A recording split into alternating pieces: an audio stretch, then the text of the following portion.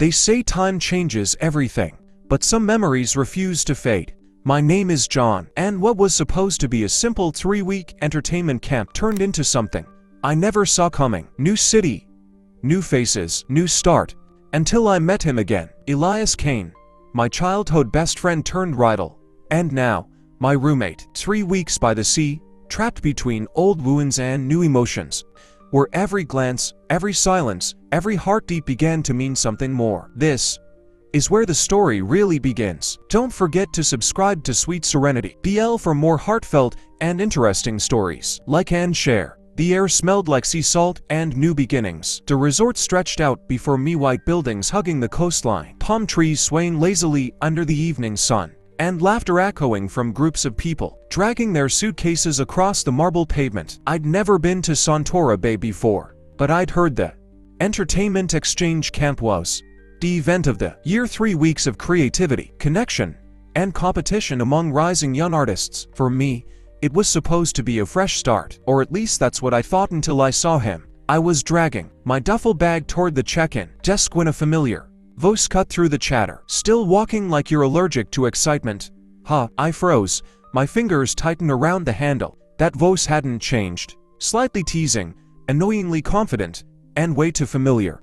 I turned slowly and there he was. Elias Kane, my childhood best friend turned, well, something complicated. The last time I saw Elias, we were both 16, standing on opposite sides of a basketball court after a fight that ended our friendship. Words had been thrown, pride had been hurt, and then nothing. Years of silence, and now here he was, looking taller, sharper, and far too composed in a black t-shirt and cargo pants that made him look like he'd just walked out of a travel magazine.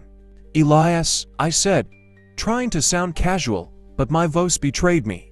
He grinned, stepping closer. Wow, you actually said my name without cursing. That's progress. I blinked, my mind racing. What are you even doing here? Same reason as you, he said, slinging his backpack over his shoulder. The camp invited me. Apparently, they needed someone talented enough to balance your mood swings. I rolled my eyes. Unbelievable. The receptionist cleared her throat. Excuse me, are you two together? Elias and I exchanged looks, mine confused, is amused. Ow. No. I started.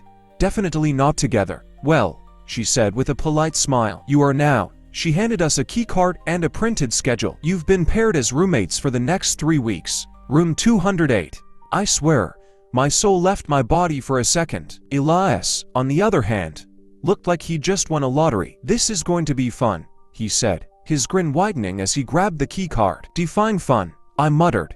The walk to our room was a silent battle. My brain was screaming that this couldn't be real. Out of all the people in the camp, the universe had decided to lock me in a room with Elias Kane, the beau who once dared me to jump into a muddy river just to see if I could swim, who teased me relentlessly about my height, and who, for reasons I never admitted out loud, made my stomach twist whenever he smiled. The moment we stepped into the room, I almost sighed in relief. It was spacious, with 2 beds, a balcony overlooking the sea, and modern decor that screamed expensive. I placed my bag on the bed nearest the window, silently claiming it before he could. So, how've you been?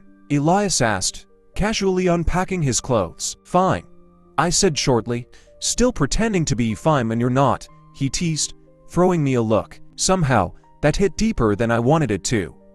You haven't changed much, I said, forcing a laugh, still annoying. And you're still avoiding eye contact when you lie, he said. That made me stop mid-motion. I glanced at him, only to find his eyes on me, sharp, unreadable, but not unkind. There it was again, that confusing flicker between familiarity and tension. I quickly looked away. Whatever, Kane. He chuckled softly, unpacking the rest of his things. You still call me by my last name when you're mad. Guess some things never change. The first night was awkward. The event organizers held a welcome dinner on the beach, bonfires, live music, and introductions. Everyone was laughing, exchanging social handles, and taking selfies.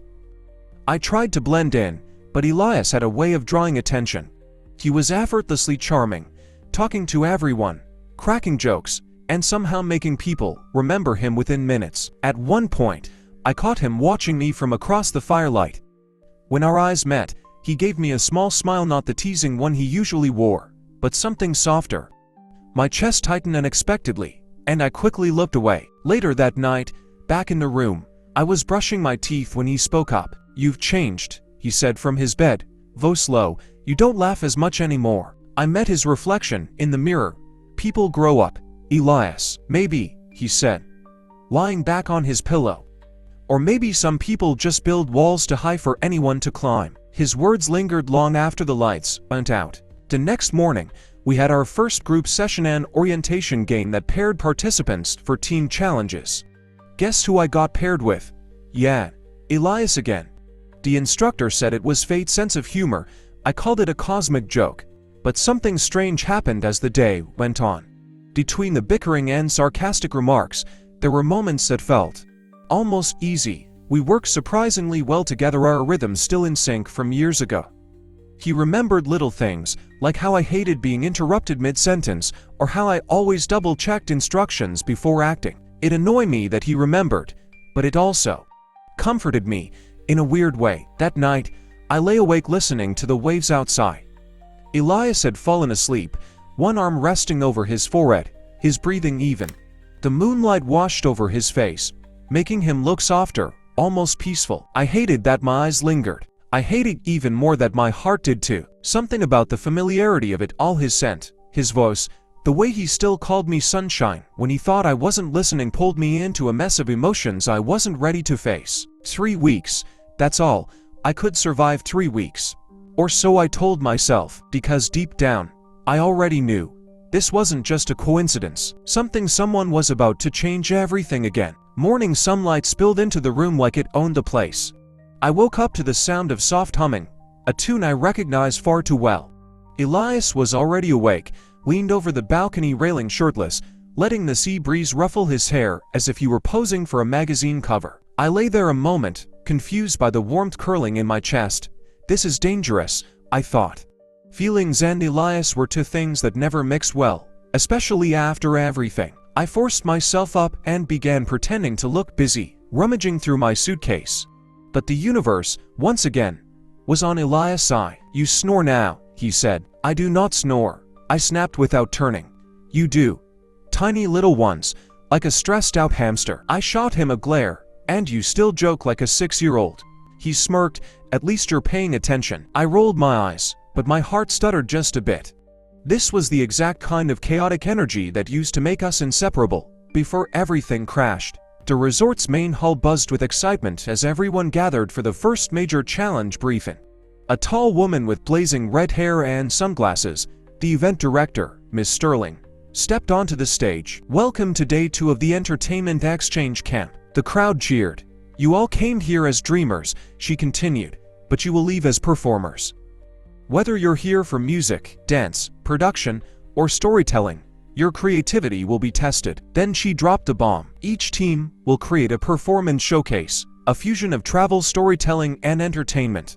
It must represent Santora Bay's culture. You'll present it in 3 weeks at the grand finale." Applause erupted. My stomach twisted. Creative projects, public performance, Elias would shine. And I would likely be standing awkwardly behind him holding a prop. Ms. Sterling wasn't done wrecking me. "Oh, and partners will remain the same throughout the entire camp." The room tilted slightly. 3 weeks with Elias. He nudged me with his elbow. "You hearing this, sunshine? Looks like you're stuck with me." I shrugged, masking panic with sarcasm. "If I mysteriously disappear into the ocean, you'll know why." He chuckled, but his eyes softened in a way I didn't expect. We spent the afternoon brainstorming. I sat cross-legged on the bed, scribbling ideas into my notebook while Elias paced like a restless wolf. "How about a modern musical about the legends of the island?" he suggested. "That's actually a good idea." "Of course it is," he said with a mock bow. I ignored him and kept writing. But then, he sat beside me, close to close. His shoulder brushed mine. A spark shot through me like faulty electricity. "So," he said quietly, "what part of performing are you most confident in now?" "Observing," I answered instantly. "That's not a performance. It is when you don't like attention." He tilted his head. "Why'd you stop singing?" My pen froze in midair. Memories hit like waves.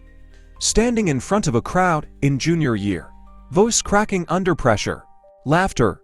Whispers. walking off stage with humiliation burning under my skin. I swallowed. I didn't. Lies were easier. Elias watched me for too long, eyes unreadable, and then nodded slowly. Okay, but you don't get to hide behind a notebook this entire camp. You don't get to decide that. He smirked, but this time, it didn't quite reach his eyes. Dinner that evening was held indoors, dim lighting, upbeat music, and too many conversations overlapping. I grabbed a plate and tried not to look like a lost-sea crowd. Elias had wandered off to talk to a group of dancers. One of them, a guy named Leo, seemed very interested in him. Laughing a bit too loudly, standing a bit too close. Jealousy, a feeling I should not have felt, crept into my chest like thick smoke. Why did it bother me? Why was I watching them? But before I could disappear into my own spiraling thoughts, someone tapped my shoulder. Hey, you're Elias' friend, right? The girl smiling at me wore a camera around her neck and a charm bracelet jingled on her wrist. Her name tag said Maya. Ow. More like temporary roommate, I said. Well, he's a good one to be paired with, she said, enthusiastically. He talked a lot about you yesterday. I almost choked on air. Me, yet. He said you used to be really close and that you're ridiculously talented but stubborn as a brick wall. My heart tripped over itself. Why would he say any of that? Before I could ask more, a shout echoed across the hall. Oh, is Sunshine. Elias, waving me over, with that annoyingly bright smile. Maya winked. That Bo is definitely happy you're here. Heat flushed through me. I walked toward him, trying to look unaffected. Leo raised a brow. So this is the legendary Sunshine. Legendary? I questioned, glaring slightly at Elias. Elias just shrugged carelessly. You glow more when you're annoyed. My face betrayed me. A smile threatened to surface. I forced it down. Leo laughed and clapped Elias' shoulder. He's cute. You didn't tell me that part. My heart stopped. Elias' jaw tightened just a fraction. Barely noticeable, but I noticed. He slipped his arm across my shoulders in one swift movement. Casual, but not casual. Of course he is, Elias said lightly. Sunshine is one of a kind. Then his grip softened and he whispered near my ear. Let's go. We left the hall in silence. The night air was cooler now, carrying the sound of waves and distant music. I finally spoke. You didn't have to drag me away like that. You looked uncomfortable, he replied simply. Still, you could have asked. His jaw flexed. Right, asking you things has always gone well. I froze. There was history in that sentence. History we never talked about. You think avoiding the past will make it vanish, he added. I think reopening wounds doesn't fix them. We stared at each other, tension stretched thin like a rope pulled tight. For a moment, the years of anger, confusion, and unsaid things hovered between us. Something raw flickered in his gaze, something honest, something pained. Then he exhaled. New rule. What rule? No shutting me out, he said. Not this time. My pulse hammered against my ribs. No more running away when things get real. His voice softened. We owe each other the truth. I looked away. The sea breeze suddenly took hold. Truth. If only he knew how much truth I was hiding. Back in the room, Elias collapsed onto his bed. I'm serious, he murmured into the silence. These 3 weeks, I don't want to waste them. That implies they matter, I said quietly. He looked at me, eyes so open it hurt. They do. My breath caught. He turned over then, shutting off the light, leaving darkness between us. But his words stayed bright, dangerously bright. 3 weeks.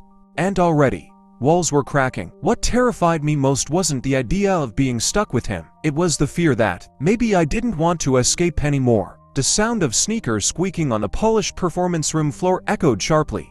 Like every step was a ticking countdown. The morning was supposed to be a productive one. Teams were given access to rehearsal studios to begin preparing their final showcase. But productivity and Elias in the same room. A contradiction the universe enjoyed throwing at me. He tossed a basketball into the air, catching it lazily as we discussed choreography. You realize we can't just narrate this whole performance like news reporters, right? He said. We need something dynamic, something visual. You mean like dancing? I asked skeptically. Yes. Dancing, he said. You know, the thing humans do when they're happy and expressive? I narrowed my eyes, and by humans, you obviously don't mean me. He smiled. You're human. Just emotionally buffering. I groaned. Can we please take this seriously? He stopped spinning the ball and looked at me. Really looked. I am taking it seriously. That's why I want you out there. Not hiding in the shadows. It's not hiding, I muttered. It is, he said calmly. And I'm tired of watching you shrink when you're meant to shine. The room suddenly felt too small. My frustration rose like heat under my skin. Do you even hear yourself? You walked back into my life like nothing ever happened. Like you didn't leave without a single explanation. His posture stiffened. And you think I wasn't hurt? The temperature of the room shifted, the kind of shift that comes before storms. Flashback memories pushed to the surface. Being 16, the last conversation, a shouting match under the rain-soaked bleachers. My voice breaking, his anger.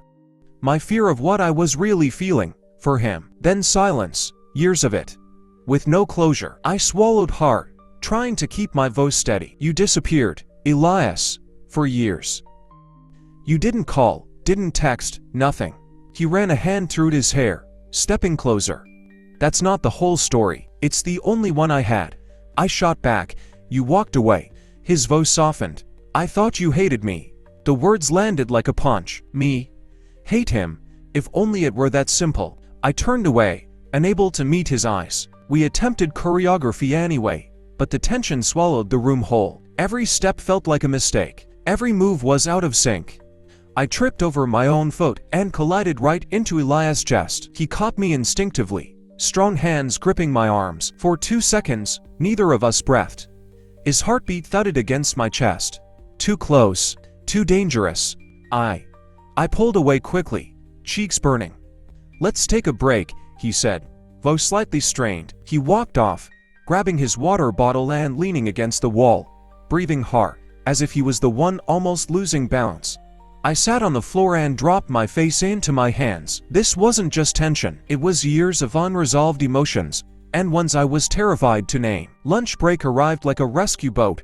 I escaped to the cafeteria, grabbing a plate of pasta and sitting alone in a quiet corner. My thoughts churned faster than I could swallow them. Maybe Maya was right. Maybe Elias did care, but caring wasn't enough. Not after everything. Suddenly, a shadow fell across my table. Mind if I sit? Leo. Confident smirk, eyes too observant. Sure, I said, though my appetite vanished. He leaned forward on his elbows. So, how long have you and Elias been? Whatever you are, we're not anything. Oh, could have fooled me, he said, laughing. He talks about you a lot. That again. Why would Elias talk about me, after so long? Leo studied my reaction like a detective. You know, he continued casually, Elias told me he's interested in someone here. My fork froze midair. Interested in someone here. Everything inside me dropped. So, he and Maya? I asked, forcing the question out. Leo raised a brow. Maya? No, he likes someone a bit more complicated than that. Complicated, confusing, someone not me. My chest tightened painfully.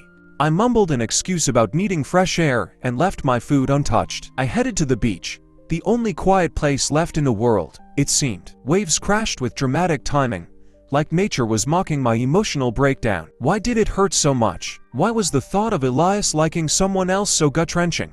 The answer was obvious. Too obvious. Crushingly obvious. I liked him. Still. Always had. And I hated myself for it. I didn't return to practice that afternoon. I avoided the room too, wandering aimlessly until the sun began sinking. By the time I went back, the lights inside were dim. Elias sat on his bed, elbows resting on his knees, head bowed. He looked up the moment I entered. Relief, worrying, frustration all tangled in his expression. Where were you? His voice wasn't loud, but it struck deep. I needed space, I said quietly. You think you're the only one confused right now? His tone cracked, emotional, honest, raw. The walls between us crumbled a little more. I heard you like somebody. I blurted without thinking. The second the words left me, I regretted them. Elias stared at me like I'd spoken a secret he didn't know I knew. Who told you that? That doesn't matter. I mutter. It matters if it's making you run away again. He shot back. Silence stretched, thin, fragile, trembling. Then, he rose slowly and stepped toward me until we stood inches apart. His eyes held a storm of feelings I couldn't decode. You think you know everything, he said softly. You think I left because I didn't care. His voice lowered to a whisper. But I left because I cared too much. My breath hitched. What does that even mean? He looked at me, with truth, with pain, with something dangerously close to love. But before he could answer, a knock exploded at the door. Maya's voice pierced through. "Guys, emergency meeting in the hall. Now." Elias shut his eyes, jaw tightening with frustration, as if the universe enjoyed interrupting our almost moments. He opened the door without looking at me. "Let's go," he said sharply. But his hand brushed against mine, just enough for sparks to ignite again. And as we walked side by side, hearts pounding, walls collapsing, I knew one thing for sure. The final chapter wasn't just going to reveal the truth, it was going to change everything. The night felt different. The sky stretched wide and heavy with unsaid things, and Santora Bay glowed under strings of lanterns swaying in the sea breeze. The final week had arrived. The showcase was tomorrow. Everyone was nervous, rehearsing lines, polishing choreography, perfecting smiles. Everyone except me. I stood by the edge of the wooden pier, toes grazing the edge, watching the reflection of the moon tremble on the water. Every sound, laughter, music, waves, seemed distant, like the world had faded to half volume. Elias and I hadn't spoken since the meeting 3 nights ago. We performed side by side in rehearsals, polite but distant, our conversations trimmed down to logistics. I told myself it was better this way, that silence would protect me from heartbreak. But every quiet second only reminded me how loud my feelings were. He cared too much, he'd said, and I still didn't understand what that meant. The night before the showcase, the entire camp gathered for a bonfire celebration, a pre-finale tradition. Everyone was told to relax, to bond, to reflect. Laughter crackled along with the fire, but I stayed at the outer edge of the circle, hugging my knees, half listening to the conversations. That's when I heard it. Leo's voice. He was laughing near the drinks table with a few other participants. I told him to just confess already. The poor guy's been acting like a lovesick poet all week. Someone asked, "Who are you talking about?" Leo grinned. "Elias Kane. Obviously. The guy's got it bad." My stomach dropped. The others laughed, teasing for details. Leo leaned closer, lowering his voice. "You didn't hear it from me, but he's been crushing on his roommate since before the camp even started. Says he's been trying to fix things for years." Everything inside me froze. Roommate. Before the camp. Years. He meant me. Before I could process it, Leo looked up and spotted me standing nearby. His expression shifted instantly. "Oh, hey. I didn't see you there." But I didn't respond. I was already walking away, heart pounding so hard it hurt. The beach was quieter now, waves rolling lazily against the sand. I walked until the sound of the bonfire faded, until it was just me and the night. I turned when I heard footsteps behind me. Elias. He looked breathless, as if he'd been searching. "You shouldn't wander off alone," he said gently. "Why not?" I asked without looking at him. "You used to be the one who walked away." He sighed. "We're really doing this now." "Yes," I said, turning to face him. "Now, because I'm tired. Elias, I'm tired of not knowing where I stand with you. You say you care. You act like you don't. Then you disappear all over again." He ran a hand through his hair, pacing once before stopping in front of me. "You want the truth?" "Yes." His voice dropped low, steady. "I left back then because I liked you. Too much. And it scared me." The world tilted. "What?" I breathed. "I didn't know what to do with it," he continued.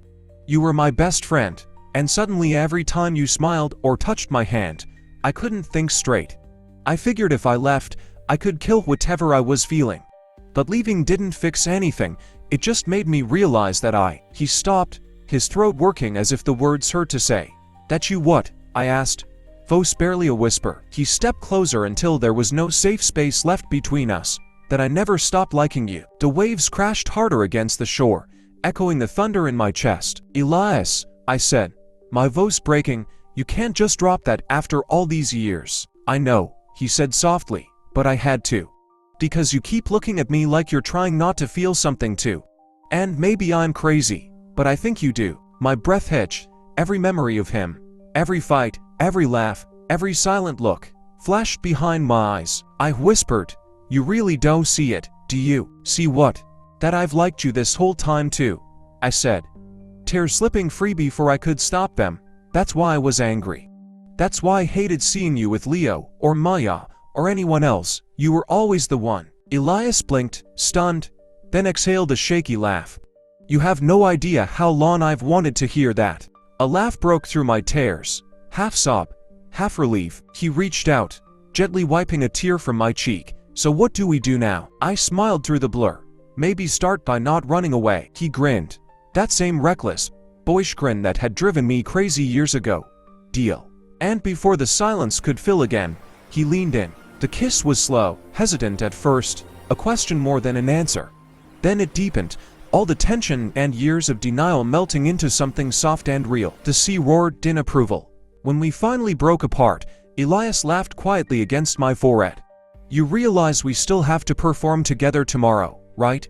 I groaned. "Don't remind me." "Hey," he said, cupping my face gently, "whatever happens, we've already won." The next day, our showcase was nothing short of magic. The story we performed, about two travelers finding their way back to each other after being lost at sea, felt almost too familiar.